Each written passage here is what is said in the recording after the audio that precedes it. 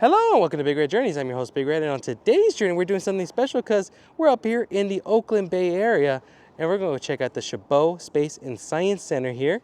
I am very, very excited about this one because myself, if you know, I'm a fan of space science, and this is right up my alley, so I figured let's go in here, check it all out. I do know that they have telescopes up there that we'll be able to see.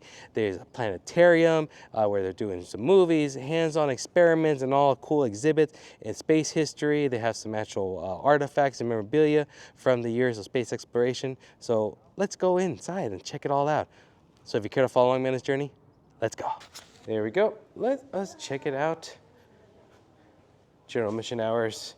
Right now they got some specialty hours. They're really just open on Fridays, Saturday, and Sundays going forward.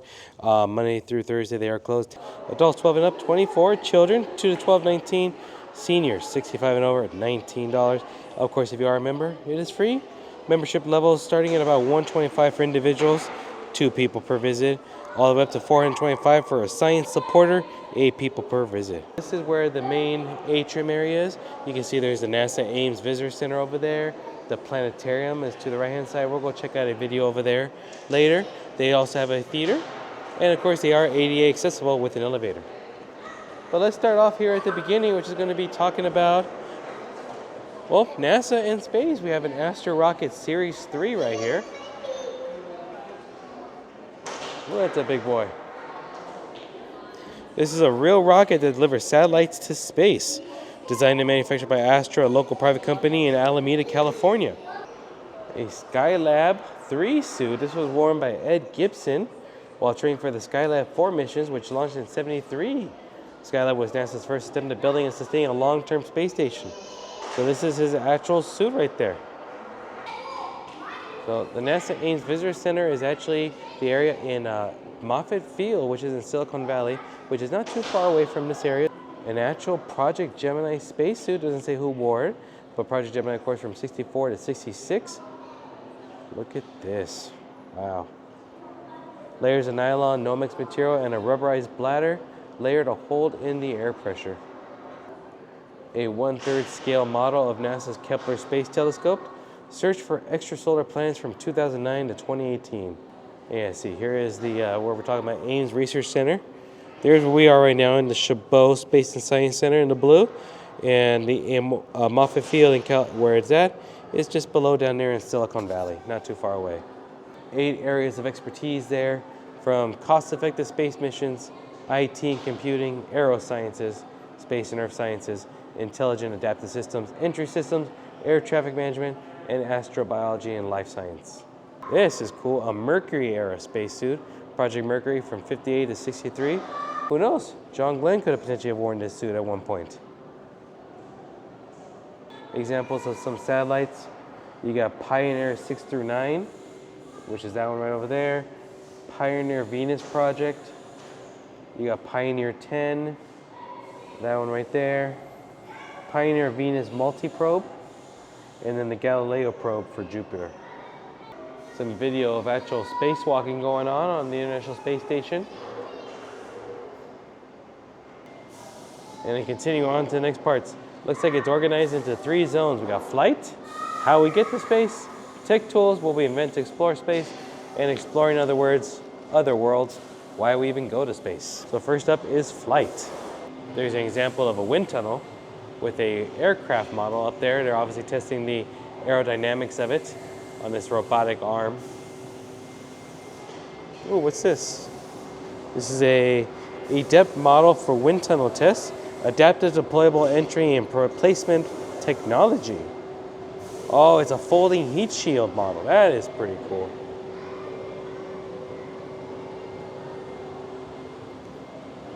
Oh, okay, you see, kind of like an umbrella. So it's a way the little test model. So like if they were going into an atmosphere, it projects the heat to project it from entering into the atmosphere. Wow, this large thing right here is an actual just one propeller blade from the National Full-Scale Aerodynamics Complex. So this laminating spruce blade is one of 15 in a single fan. Look at it. It can deliver air up to 300 miles per hour. And look at how large. There's for scale. There's 2 guys right there next to one of the actual blades. Look at that. That's amazing. This is pretty nifty. It's a little small scale model of a vertical motion simulator. So that's the actual real version right there. That's at the Ames Research Center. But the people who are training can go inside here. You got this mechanism here that's going to lift them up side to side like a ride, and they can practice learning as if they were in an actual command or space module. Next up, tech tools. Some of the tools and machinery that we have created to explore space. NASA began flying experimental robotic test bay units on the International Space Station 03. So these are helper bots. Whatever helper bots do, I don't know. Monitoring station systems, keeping tabs on life support equipment, and other possible uses. Oh, okay. That's pretty cool. So I guess it's the beginning of having our own personal droids. This belongs to astronaut Mae Jemison. She wore this high-tech outfit when she was practicing for her flight on the space shuttle mission STS-47. So the monitors, you can see they target her vital signs and whatnot, physiological aspects to her conditions in real time, give biofeedback to the scientists and doctors. There's a signed photo of her, and one of her flight suits right there too. She was the first African-American woman to travel into space. So a milestone, groundbreaking, history-making woman right there. And the last little one here, small, is exploring other worlds. Why do we even bother going into space? Space exploration is one way to gain knowledge of how our activities impact our environment and provide insight on how to care for and manage the resources we use. As we explore other planets, we get a glimpse of possibilities of how our own world came to be, how life appeared, and what process led us to become the human species. So ultimately, going into space is going to help us learn even more about ourselves and our planet. What we got here? We got a lunar prospect model up there, a LCROS model, lunar crater observation sensing satellite. This one over here is a Lady 3D printed model, lunar atmosphere and dust environment explorer. So a whole bunch of different testing equipment on board that one. And the IRIS model, interface region imaging spectroscope, or a solar space telescope. And here's a big old rover. What's this? This is a Viper robotic explorer, blazing a trail back to the moon. Viper stands for Volatiles Investigating Polar Exploration Rover. How could I forget this? An actual Apollo spacesuit from the Apollo program, mission 7 through 14. This extravehicular mobility unit, or EMU, was equipped with a backpack containing life support systems. So this is the type of suit that was meant to be walked on the moon. So they talk about the topography of the moon's crater, whatnot, surfaces. So it's like one of those little sandboxes. Well, it literally is a sandbox, but it's like one of those ones where you can build out little mounds and then observe it right here. And obviously the redder it is, the taller the mound is, and then the blue would be further away. So they also do have some planetarium showtimes there. You can see the various shows. They also have them in English and Spanish. But we're here. It's about to start at 11. I really want to see Tales of the Maya Skies. 35-minute show. So we're going to go into the planetarium, which is right over there. And this is included with your admission to the center. Well, look at this. Wow. This is quite impressive. Look at that. Wow. Looks just like the IMAX Dome, about the same size probably as the IMAX Dome at the Reuben H. Lee Science Center. Earth, the gods cried, and the earth rose from the deep. They called forth the first mountain, and it rose of its own will.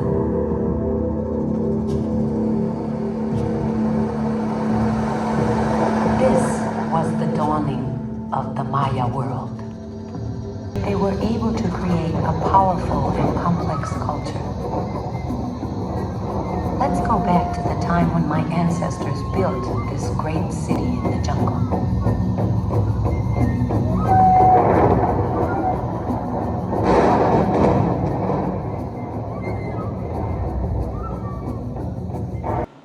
Wanted to get a little cup of tea to ease my throat. And they do have a little bit of a small little cafe, nothing crazy. Some chips, some snacks, goldfish, They also got some ramen and mac and cheese. Looks like prices on the menu board right now. Snacks are starting from about 50 cents for some string cheese all the way up to about $3.50 for California snacking or potato chips. Pastries, $2 to $4. Lunch items, $6 for, say, like a chicken Caesar salad. I'm assuming that's a salad. Hot drinks, $3, $4, $5 for a coffee. And cold drinks are anywhere from about $2 to $5 depending on what you get. So pretty good on the prices here. Have a nice, as Adam DeWoo would say, a piping hot caffeinated beverage. I don't do coffee, I do tea. But I have been a little bit under the weather the last few days, so if my voice sounds a little more distorted than normal, please forgive me. But I need a nice little hot tea to soothe the throat. Gonna go outside now. And there is the second building. Later, we do have a second floor to go visit as well too. But we have a little bit of a search here, a little activity. Search for lunar ice crystals in Chabot's Roverscape, and you use the rover to help carry your findings. And those are your rovers. You know we have to do this. This looks fun. Now we're not looking for just any normal rock here. We're looking for ones that are hidden somewhere. And I got my little lunar rover here. So let's, apparently they're kind of hidden inside these little orange bins here. So let's see. Is there one here?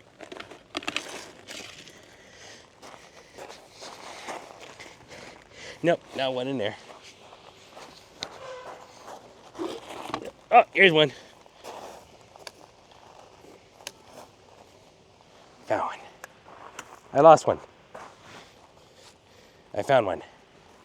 Ooh, actual alien fossilized caprolite. I'm gonna put it in there. Okay, let's try to find some more.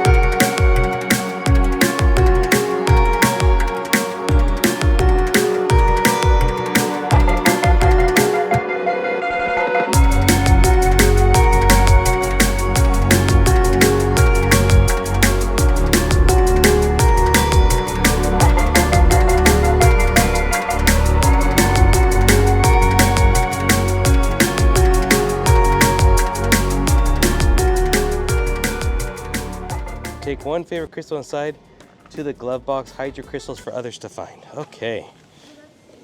And then we put it in there, and then we can go inside and check out the colorization on it.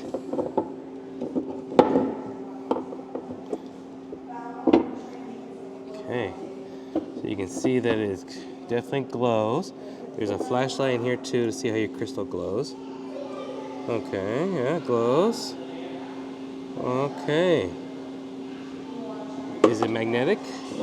There's a magnet in here too. It is not magnetic. Okay. So I have a feeling little go that this would be used for oxygen purposes. And there it is. They have another outdoor activity here. Oh, excuse me, wasn't me. They have another one. Build and launch a rocket. Consider how the weight and shape of the nose and fins will affect its balance and flight. And we can build a rocket ship over here. So we got a little paper right here with some scissors. We're going to cut below the line. Those are going to be our fins and the cone. And the body of the rocket is going to be the actual blank part of the paper up here. And then we'll build it on here and test it out later. 3 hours later. Good enough. I think this is the one that's going to go the furthest. I did a little cool little fin designs. Yeah, I did long ones going that way. And then like they're kind of, you know, going different angles. So I think it's going to create kind of like a little torpedo effect.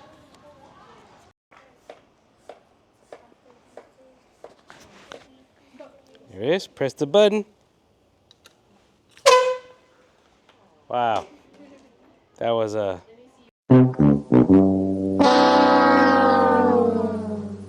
Well, that takes care of the outside. We're going to go check out the second level of this building, and then we'll go across the way to the new one. Or we'll go across the way to the other one. There is stairs, but we're going to take the elevator. First we do here is a LADEE, or laddie if you're Scottish. Lunar Atmosphere Dust and Environment Explorer. There are two models of the LADEE spacecraft rover that launched in 2013 and orbited the moon to study its atmosphere and surface. And this is a 3D printed version of the larger full-scale structural model. So the way it is, they put like instruments and tools in these little boxes, compartments, and do their research and send it back. So let's go check out here in the Clorox Company Foundation, Studio 2.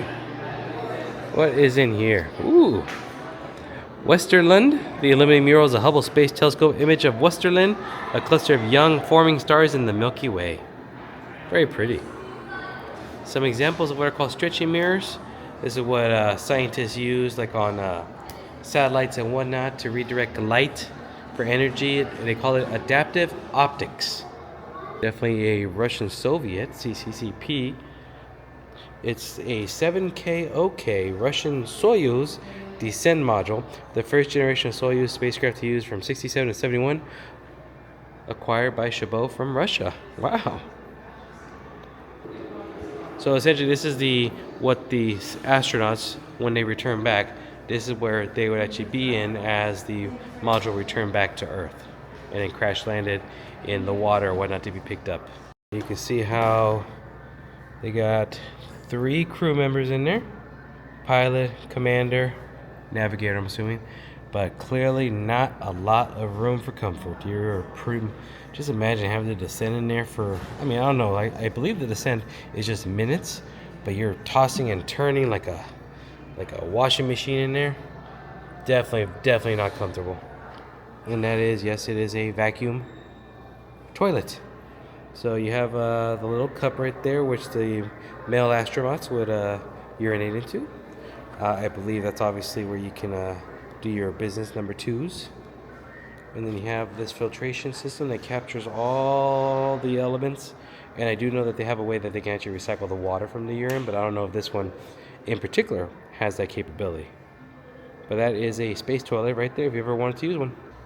Here is a ejector seat of a Soviet Vostok. Now, what's funny about this is that apparently the Vostok, it was safer to eject from the Vostok than to actually land in it based upon how it was built. So at about 23,000 feet after entering the Earth atmosphere, the astronaut, pilot, whatever, would end up ejecting themselves out of the Vostok and then just parachuting down to the ground. Because they deemed it safer, more reliable. Interesting way to go. Man, this is heavy. Got the Great Scott Moon Rock, on loan from NASA's Johnson Space Center. The Great Scott was the rock sample cut during the 1971 Apollo 15 mission, named after Commander David Scott, and the largest and most intensely studied rock collected during that mission.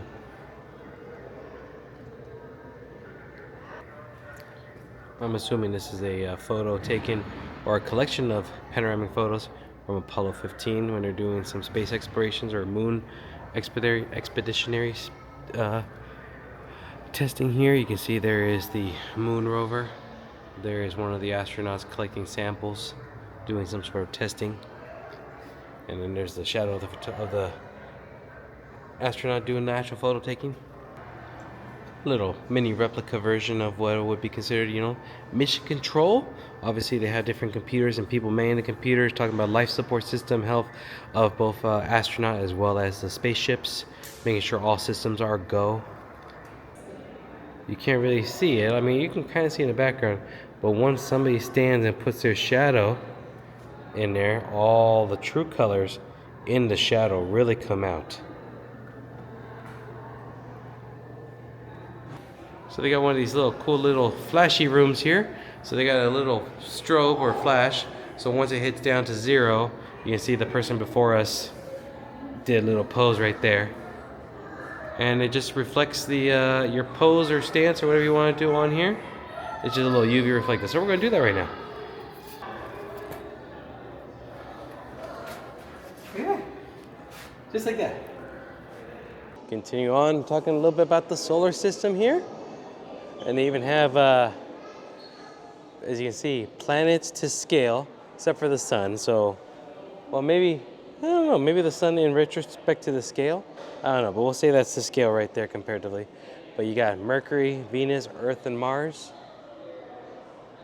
Yeah, Mercury, Venus, the little blueberry planet of ours called Earth, and where men are from. Next up, Jupiter and Saturn, the 2 Titan planets. Jupiter right over there. And Saturn but Saturn with no rings. Interesting enough. And then we got Uranus, not mine, but Uranus, Neptune, and Pluto. Look at that. I love it when places still have love and respect for good old little Pluto.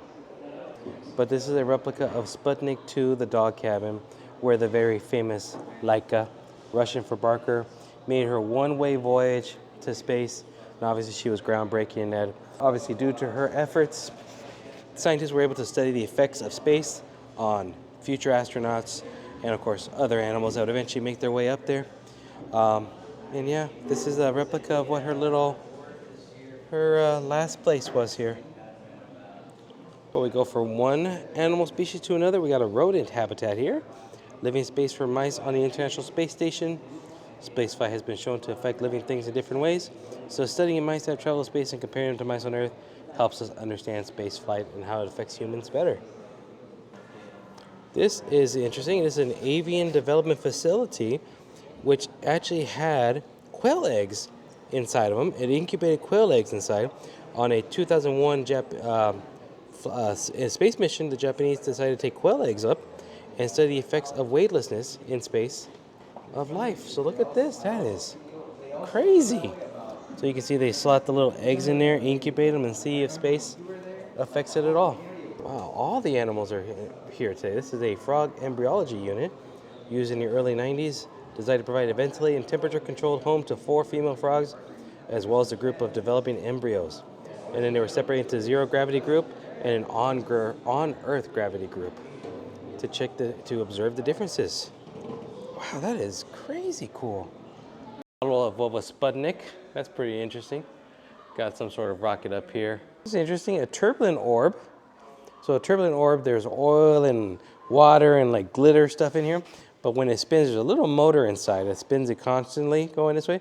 It's supposed to represent how, like Jupiter's gases, you see it's got layers, thick gases and everything. Very hostile environment. We probably will never ever be able to live on Jupiter beyond the gravity. But yeah, it does this constant spin right there, and it's pretty cool. Creates different wave actions, flow actions, whatever you want to call it. So it's actually a model of the United States Space Gemini aircraft.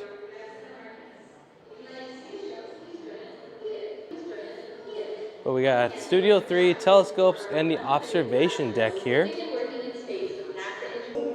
Another spacesuit here that was used during the training of the Mercury project, 58 to 63.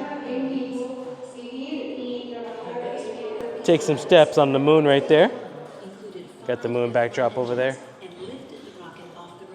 That's one small step for man, one giant leap for big red journeys. Whoosh.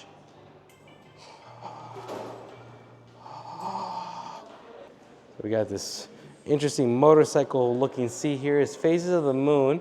There's the sun, but then you spin this thing to mimic the phases of the moon. So you look for the shadow. So right there, it's kind of like a waxing moon, waning moon, getting larger, and then at that point that'd be a full moon right there, new moon, and then going around, and so forth. So we're not going to be here for the nighttime, but they do have free telescope viewings Friday and Saturday night, 7:30 to 10:30. You can join some astronomers on the observatory deck for telescope viewing. Again, we won't be here that late, unfortunately, but it's wonderful to, I'm sure, to come down here and check out some real telescopes. And this center is built on top of this, I don't know what mountain or a hill this is. It took us like 30 minutes just to get up here, but it was very beautiful, very scenic. Lots of pine cone trees and whatnot, very, coniferous trees, wonderful. So I'm sure there's very little light pollution in this area, which makes for very good viewing. So we have a 1/10 scale model of the Saturn V rocket. Whoa, look at this. Crazy, the same one that brought us to the moon. Well, they have one of those little walls here where you can create a little marble track. They got gears and ropes and cups and things and whatnot. I kind of just modified this one that pre-existed, made it a little bit longer. Let's see if it works. Oh, he got stuck right there. So obviously we need to make that a little bit wider. Perfect, that should work. One more time.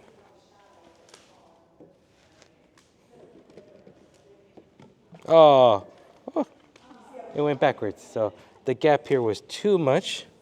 So we're gonna bring it down a little bit. This is what science is all about, is testing and trying things out. I wanna see if I can get that gap. There it is.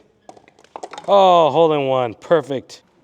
This is a big, large space. They obviously do a lot of events and party gigs and whatnot up here. You can design your own space outfit if you want to be a space princess. See? I don't know how cold and shit your spacesuit for a cold and radioactive planet. As a space princess, I don't know how well that will do, but I'm not here to judge. And here's your models that you can dress up and make the challenge. So you can do, here's your challenge, design protective layer for your spacesuit that will protect you from the heat and acid corrosion, or this one from cold and radiation, or this one from wind, sharp objects, and dust. And look at this, they even throw out the red carpet so you can act like a real runway model and have a fashion show. There's this telescope that's in here, locked in this room, the Earl Lindsey Meridian Transit Telescope Room, because they have an old antique one. This one is from, what is the year from? I think they're from 1885. Look at that. And apparently it's a way for you to be able to tell the time using, trajectory and where the stars are location. You can see the windows right over there, perfectly aligned so that the person who's observing it right there in that chair can view, do some little mathematics, and figure out the exact coordinate times. And we'll go to the telescopes and observatory deck. And we have Leia and Rachel. Leia is our 8-inch refracting telescope. She's in this dome right here. So let's go check her out here. Oh, there she is. Hello there. Look at this, amazing. Okay. And it's about 37 light years away. And yeah, it's a pretty bright star. It's the 4th brightest star in the sky. Very nice. Yeah, no, right dead center. And I don't know if you can see it's red. It's a bit reddish, a bit orangish. Yep, yeah, I can see that. A little color tone to it. Yeah, so it's a red giant. Amazing. Wow. So the one that we saw right there was Arcturus, 37,000 or 37 light years away, excuse me. It's about similar in mass to the sun, but 26 times the diameter of it. And it is a red giant, and it's on its way out. Look at this, just a simple sun spotter. So you line up the sun to match up into the circles you see back there, and then take a look at this. See those spots? That is the sunspots that are on the sun. Now obviously for us it's dangerous to take a look at the sun, but when we use devices like this, it makes our eyes nice and safe. Look at this, they're moving her. So this is Rachel, and they are moving the telescope.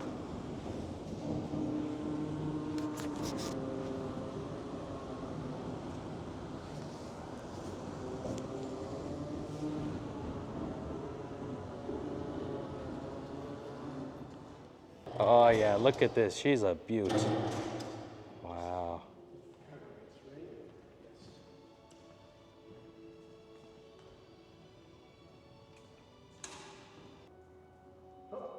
Got it? Not centered yet.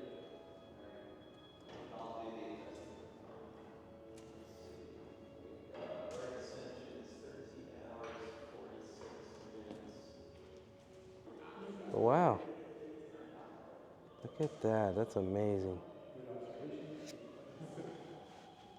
Just looking through the telescope, wow, that's crazy.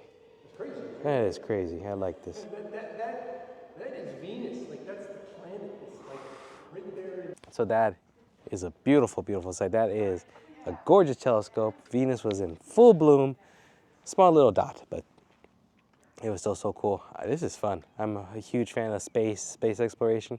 I can never be an astronaut myself because I don't like to fly. So that's kind of a prerequisite, I think, is to be able to be comfortable in a plane, right? So, but that was pretty cool. And shout out to the astronomer who was here. His name was Ross, and the telescope's name's Rachel. So, yeah. And then according to one of the docents here, apparently we are at the highest point in Oakland, around 1,500 feet, give or take. There is technically a higher point if we were to take a little trail that way, about 10 minutes, but we're not going to do that. So, you know, about 1,500 feet, give or take. Whoa, Nelly. And you'll see why. 36-inch telescope.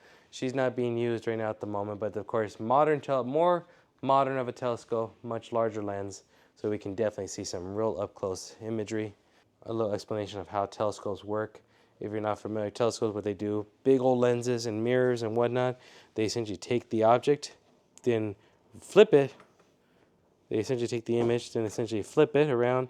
So we actually see a reverse of the image, but then with the use of some other mirrors and other light paths, it flips it back over again so that we can see it properly after it's been flipped a couple times. Good example of how that works. We got a spaceship right over there. That's supposed to be off in the distance. We got a lens who's focusing on the light. And then here is where we would see it. And you can see how it's a reverse. The spaceship's going that way, but the spaceship is going that way. This is actually pretty cool. So it's a model. I don't know if you can see there's these orange balls on these lines right here. So they actually represent the constellation of the Big Dipper. But if you can see, they're not really placed in a way that's reminiscent of the Big Dipper. But if you look through the viewfinder over here, then you look and use your imagination. They're angled up in such a way that now it does look like how the Big Dipper is. And you know, the stars are obviously in different distances to our planet Earth.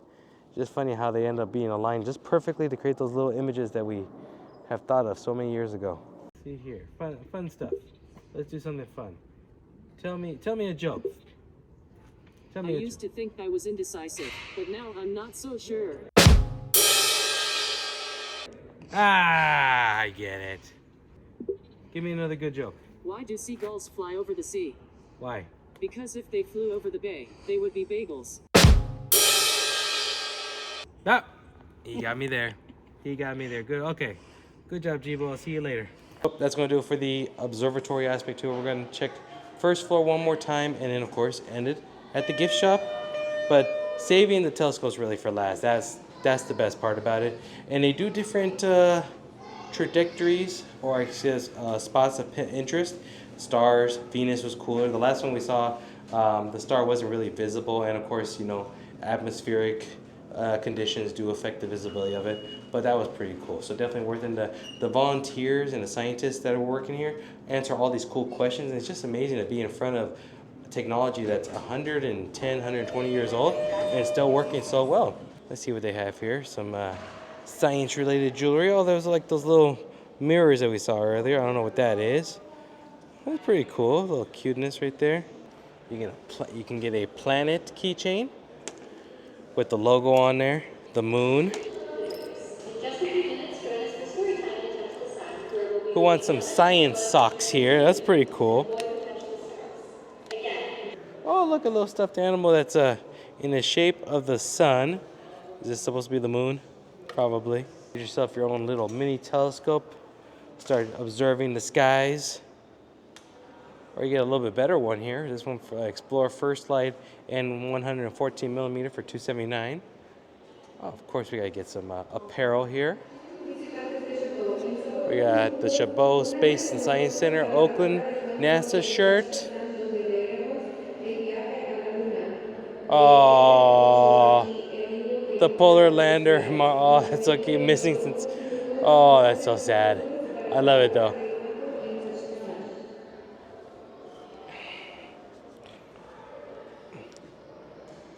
This one with a whole bunch of different stars, and that's the actual Chabot Science Center logo.